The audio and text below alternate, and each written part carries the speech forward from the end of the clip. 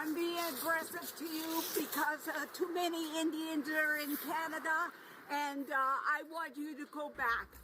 तो ये जो वीडियो हमने अभी देखा ये वाटरलू ओंटारियो का वीडियो है जहाँ पर एक इंडियन ओरिजिन का बंदा अपना वॉक कर रहा होता है घर के बाहर और एक लेडी हैं ओल्ड लेडी जो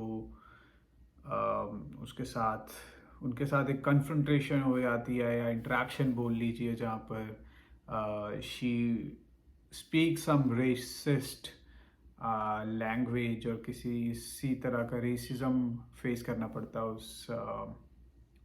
उस बंदे को जो जो इस वीडियो में है. I guess the reason behind it is not racism, it's actually frustration. Because ऐसा नहीं है कि इंडियंस जो हैं कनाडा में अब आना शुरू हुए हैं या बहुत रिसेंट उसमें आना शुरू हुए हैं.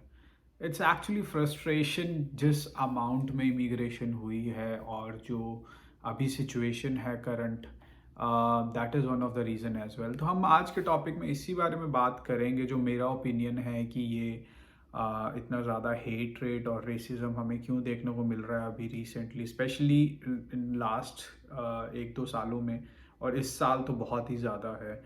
ये इस चीज़ के बारे में हम बात करेंगे और let's move on to the video. मेरे हिसाब से पहला रीज़न जो है दैट इज़ इकोनॉमिक फ्रस्ट्रेशन.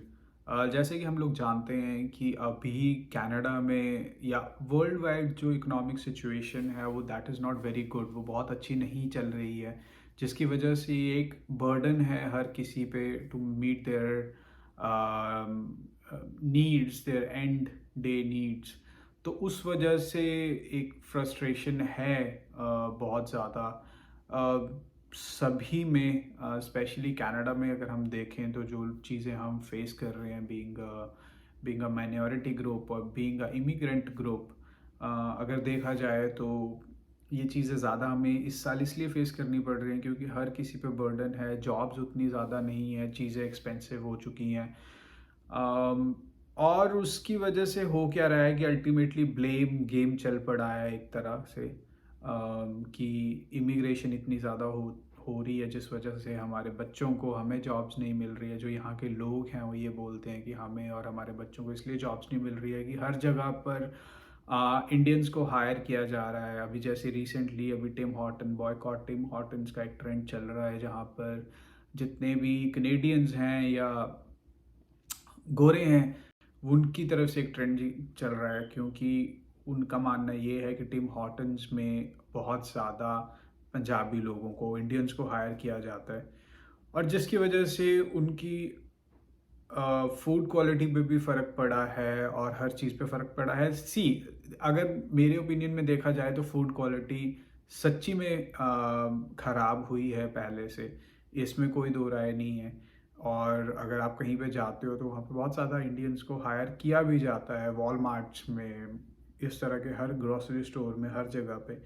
लेकिन उसका रीज़न क्या है उस तक जाना बहुत ज़रूरी है, इंस्टेड ऑफ जस्ट ये बोल देना कि हाँ दूसरों को हायर नहीं किया जा रहा और सिर्फ इंडियंस को हायर किया जा रहा है या इमिग्रेंट्स को हायर किया जा रहा है. तो दूसरा जो रीज़न है सबसे बड़ा जो मुझे लगता है कि फार राइट इन्फ्लुएंस बढ़ रहा है कम्युनिटी में. अब जो लोग जो पहले इस चीज़ों से डरते थे क्योंकि पहले क्या होता था कि सपोर्ट में लोग ज़्यादा होते थे. जब मैं आया था 2019-20 उस टाइम पर, तो अगर आप किसी भी पोस्ट को देखो या कुछ भी जैसे फेसबुक पर, यूट्यूब पर, तो उस टाइम कनेडियंस जो थे वो अच्छी बातें करते थे इंडियंस के बारे में. They are well spoken, they are well behaved, इस तरह की बातें होती थी इंडियंस के बारे में. लेकिन अब जो सेंटिमेंट्स हैं वो कम्प्लीटली ऑपोजिट हो चुके हैं.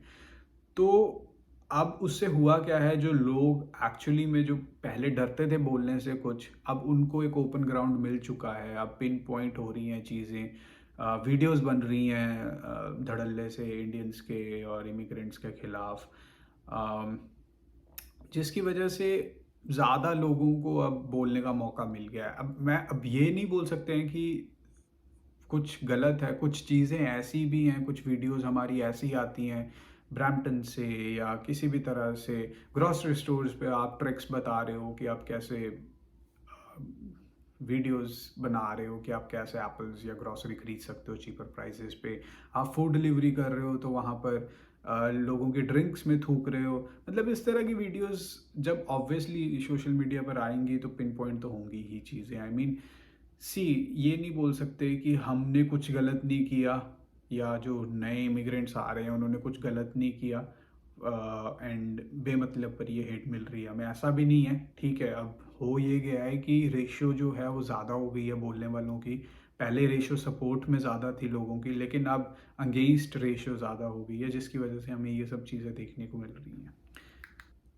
तीसरा रीज़न मुझे ये लगता है कि जो जियो पॉलिटिकल एक टेंशन बनी हुई है इंडिया कनाडा के बीच में, अभी रिसेंटली जो भी जस्टिन ट्रूडो ने अपने बयान दिए हैं या स्टेटमेंट्स दिए हैं इंडिया के बारे में, और जो इंडिया की तरफ से जो भी उस चीज़ के एक्शंस लिए गए हैं, जो भी अभी रिसेंटली बातें चल रही हैं इस चीज़ के बारे में, उसकी वजह से भी एक सेंटिमेंट बना हुआ है एक मास कम्युनिटी के बीच में, स्पेशली कनेडियंस के बीच में, कि बिकॉज ऑलरेडी इतनी ज़्यादा फ्यूल्ड अप थी चीज़ें, लोग अपनी गवर्नमेंट से परेशान थे, जॉब्स नहीं हैं, हर तरह की सपोर्ट नहीं मिल रही है, और ऊपर से अगर ऐसी चीज़ें सोशल मीडिया पर या न्यूज़ चैनल्स पे दिखती हैं तो ऑब्वियसली एक पॉइंट ऑफ व्यू, एक पर्सपेक्टिव, एक प्रोपोगेंडा बन जाता है, जिसकी वजह से भी ये सब चीज़ें हमें देखने को मिल रही हैं। अगर आप किसी भी गोरे से बात करोगे बाहर जाकर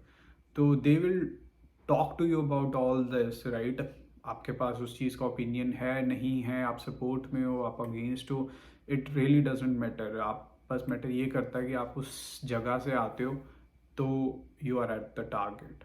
ठीक है, आपको पिन पॉइंट किया जाएगा, बात की जाएगी, आपकी ओपिनियंस पूछे जाएंगे। अगर आपके ओपिनियंस उनके साथ मैच नहीं करते हैं तब भी दिक्कत है, अगर करते हैं तब भी दिक्कत है। और दूसरी बात ये भी है कि इस वजह से हुआ क्या है कि आपकी अपनी कम्युनिटी के बीच में एक क्रैक आ गया है, ठीक है, जिसको आई डोंट नो कैसे फिलअप किया जा सकता है, because it's something which is very personal to the community, और हर एक कम्युनिटी का अपना अपना एक उस पर पॉइंट ऑफ व्यू हो सकता है। तो जिस वजह से हमारे आपस में जो है, हमारी अपनी कम्युनिटी के बीच में जो यूनिटी है वो बची नहीं है, या वो कम हो गई है एज़ कम्पेयर टू जैसे पहले लोग मिलते थे। अगर आप कभी कहीं वॉक पे चले जाओ या किसी भी टाउन में चले जाओ, अगर आप इंडियंस को देख के मुंह फेर लेते हैं जैसे पता नहीं क्या हो गया है, क्या आपसे कोई मांग लेगा। इवन अगर कोई गोरा होगा तो they will try to talk to you और ग्रीट यू वॉट एवर, लेकिन अगर इंडियंस होंगे तो भूल जाओ, they will just turn their face away and that's it. They will not even care to greet or talk to you.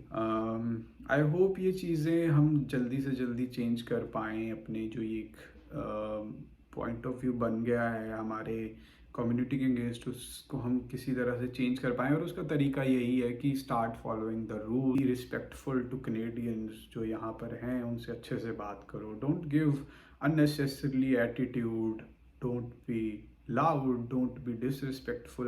मतलब ये basic चीज़ें हैं। अगर मुझे लगता है कि अगर हम ये सब चीज़ें फॉलो करते हैं तो it will make a big difference in the overall approach of everybody around us, and we can be a good community, good neighbor again.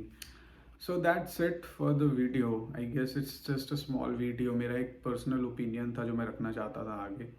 Please comment आपको कैसा लगता है। आपके कमेंट्स पढ़ कर मेरे को ये भी मेरे आइडियाज़ में कुछ चेंजेस होंगे या एक नई अप्रोच मिलेगी।